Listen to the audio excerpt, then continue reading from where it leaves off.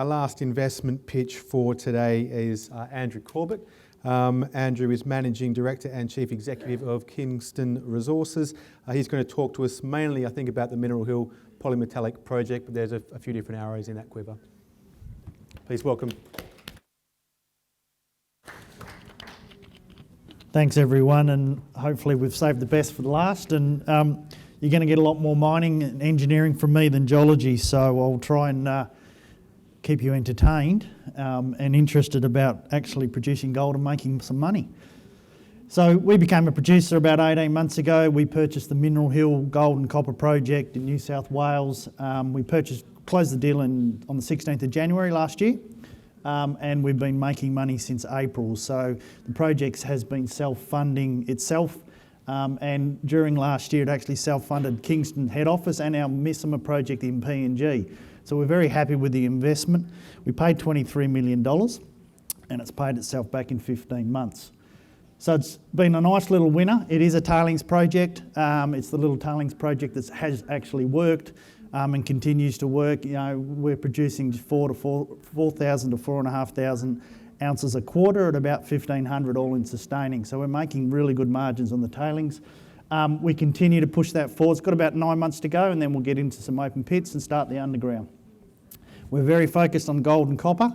That's our experience, that's our DNA, and so that's what you're going to see from Kingston and Kingston news flow really is more around how we're going to build a larger gold and copper producer. We see Mineral Hill as our first producing asset, and we're going to leverage the Missima project, which I'll talk a little bit about today, but hopefully leverage that asset into continuing to grow Kingston for shareholders. Strategically, New South Wales and Coburg is a really interesting place. There are lots of companies, there are lots of processing plants, and there's not enough mines. So everyone's underinvested in the mines. So it's an interesting situation. It's not dissimilar to what you've seen in Western Australia with some of the consolidation and some of the strategies that have played out. So we'll talk a little bit about that as well. And I'll talk about our infrastructure, our self-managed and self-performed strategy. We have an aversion to using contractors. I won't say we don't use them, we do use them, but we are owner mining and pretty much self-managing our projects as well, so not using consultants.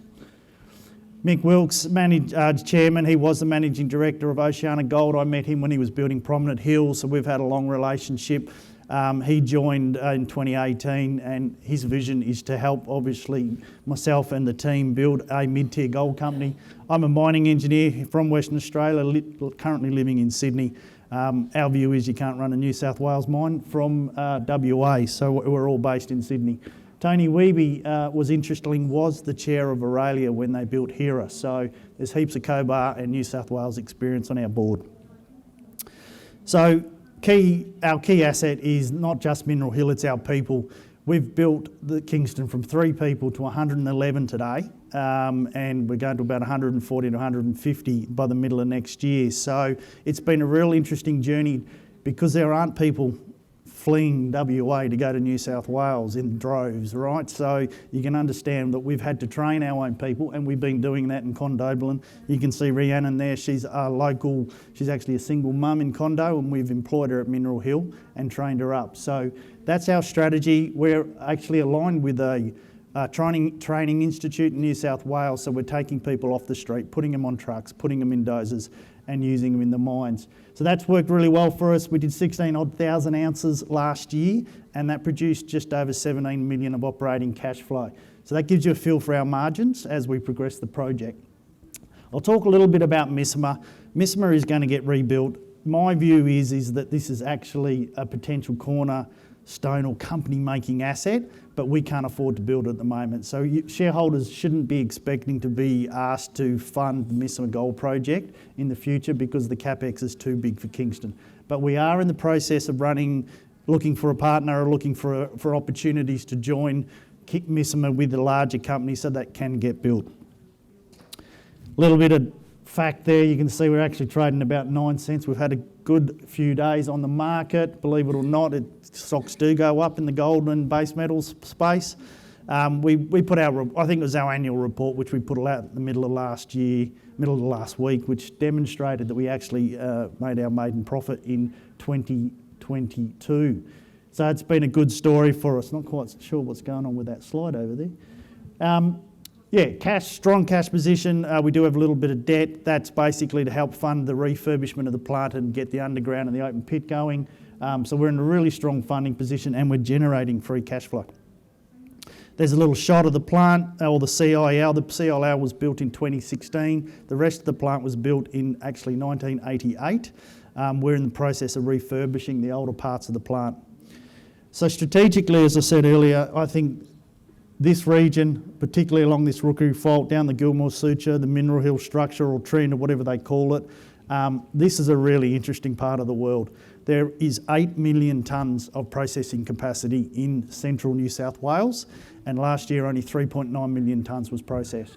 So that to me is the biggest opportunity for Kingston. People need to invest in the mines, and we do not need any more plants or boards or management teams. We actually need a bit of rationalisation and put the right tonnes in the right plants that actually make money. So that's a real opportunity we see. The other one is for us is obviously conversion of resources to reserves. We've increased, almost doubled our resource base in 18 months. We now need to get on and get that converted to reserves. So that's our strategy in the next 12 months. You should see our reserve base jump up materially. Our current life of mine plan or production target has us operating till the end of 2027. And that's not bad for a project that had an 18-month mine life when we took it over last year. So this is where we are. We're in phase one, sort of completing that, mining the tailings, making money. Never thought I would be tailings mining engineer, but here we are, pushing dozers around in mud and averaging 1.2 to 1.4 grams per tonne. We're getting 60% recoveries. There's no crushing or grinding, and it's making good money. Then we transition into phase two. My view is we are in phase two at the moment because we're already getting ready to we are refurbishing the plant and getting ready to start the open pits. Our aim is to maintain our margins. As I said, at 16,000 ounces, we did about 17 million of operating cash flows. So gives you a feel for where we're heading to 30, 35 million EBITDA run rates. We should be there in 18 months' time. Then we have our own organic expansion strategy. So we're currently approved and are operating at 700,000 tonnes per annum, but the older part of the plant is only nameplate capacity of 350,000 tonnes per annum. So that's our own organic focus to push our infrastructure and get the whole operating plant to 700,000 tonnes per annum. And that pushes us well over the 50,000 ounces gold equivalent. And I talk a lot about gold equivalent because our current resource base is 40% copper. So this is what it looks like. It's a little footprint. It's currently, as I said, producing tailings from, you can see here, tailings dam number 1. We are mining that and basically stacking it on top of tailings dam number 2. Then we will refill tailings dam number 1. We'll be open pit mining basically after Christmas, the Pierce North and Pierce South. Then we've got the first underground here at the Southern Ore Zone. There's the second underground at Jack's Hut. Both of those have independent portals and declines. So we're going to be looking at trying to operate those as side-by-side projects. And then there's a third underground sitting here at the Eastern Ore Zone. So all of those are our priority focuses. At the moment, we've only done the work on Southern Ore Zone, so we're just sort of stepping through them in sequence. Sorry, I'll go back there. I will just want to point out, as I said, we're a residential workforce. We don't have FIFO employees. I think we've got less than a handful of the 111 that are FIFO. And that's one of the reasons why we're keeping our cost base down. G&A on overheads on FIFO operations are what we think is killing some of the industry at the moment, on top of the margins all going to the contractors. So owner mining, residential as much as we can. Even our key staff, we're trying to get them to move into condobolent.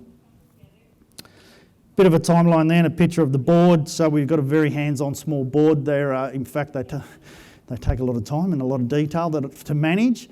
But we have 2 board meetings on site every year, and I can assure you now they know what's going on as well as I do. So you can see there, man and gentleman in the middle, there's Jeff Merrill, our GM, and our processing manager, Danny.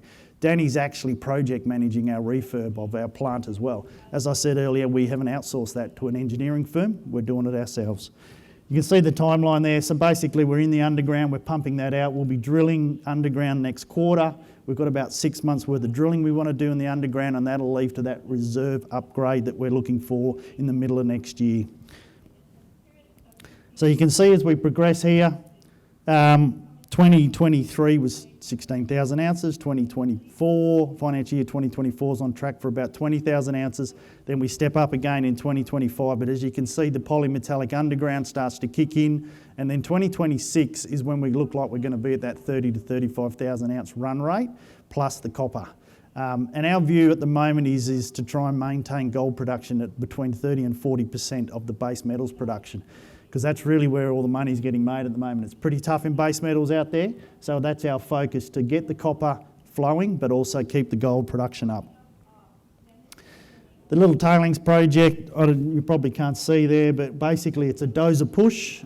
We then use a water cannon, turn it into 50% solid density and pump it straight into the CIL. There's no crushing or regrinding, and it's just working a treat for us. Like I said, 4,000 to 4,500 ounces a month at about 1,500 all in sustaining. So that's what's funding the company and the growth of the business. Then we get into these two small open pits, Pierce North and South. They're running at about 3.5 grams gold and about 60 grams silver. So they're about 4, on a recovered basis, low 4 grams gold equivalent in terms of open pit production. So that'll be what we are basically mining and feeding in 2024, calendar year 2024. And then we transition to the underground. So as I said earlier, we've actually got 3 undergrounds, and we're focused on the first one being the Southern Ore Zone, or SOZ, currently 3.8 million tonnes, and as you can see the polymetallic grades there, so 1.3 gold, bit of silver, a nice little copper credit, and about 3% lead zinc. So that's going to be our long life focus for the underground. These are open, all these lodes. There's currently 7 known lenses over here, and we think these are going to be repeats and extensions of these at depth. There's a couple of historical holes that have never been followed up, all with economic intersections. These hits are our drilling last year. So as you can see, in places it's actually quite wide. Average stoping width of the SOZ underground is going to be 9 to 10 metres. So we're quite excited to be getting that back in there, and as an old underground mining engineer, it's looking pretty, next year I'm going to have a lot of fun, so it's good. Exploration-wise, this is about all you'll get out of me on exploration today. The red lines are ore bodies. They've been mined or they're either in reserves. The yellow stars are our 15 priority targets. We will be drilling some of these later this year, but right now our focus with drilling is to extend, grow our resources and get those reserves up. So this is basically our mining licence. So obviously the more stars in the mining licence, the better, but we're also focused on these sort of to the north and to the south here. These targets basically adjacent to our mining licence, because it's actually not that difficult for us to extend our mining licence basically north and south. Our friends at Talisman have been drilling down to the south. They got some nice hits.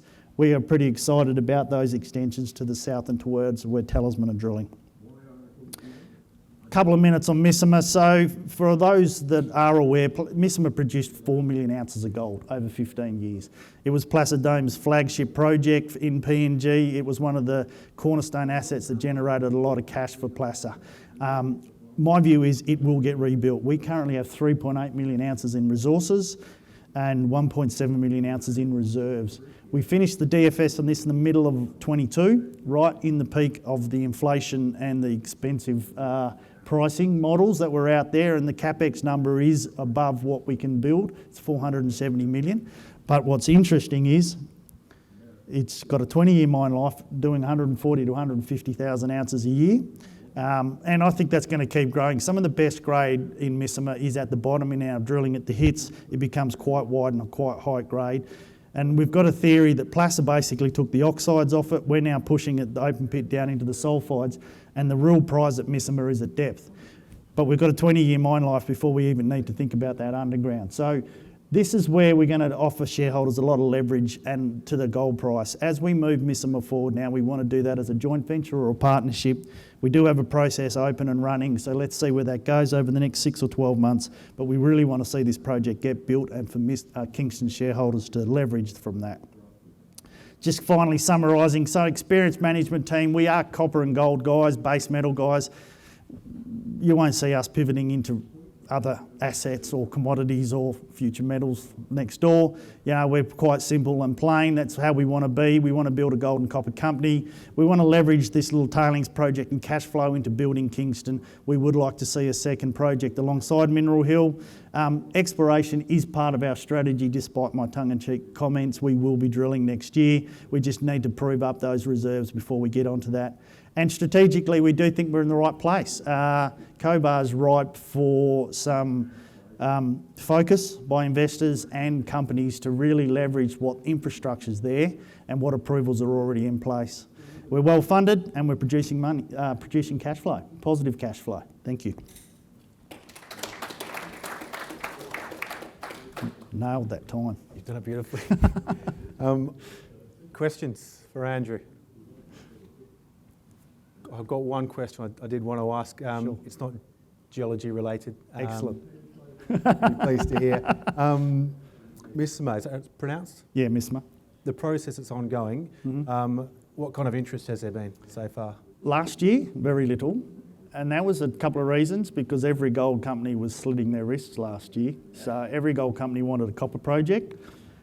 So it was pretty quiet. It has improved. There are more people starting to ask about going into the process and looking at it. And the other thing that I think is going to change a lot of perceptions is Porgera reopening. And the LNG project looks like it's going to get approved in the next 6 months, and that's $10 billion US. So we need a bit of foreign investment underway, a bit more positivity around PNG, and for gold companies to be more focused on their growth. Okay, thanks, Andrew. Thank you. Thank you.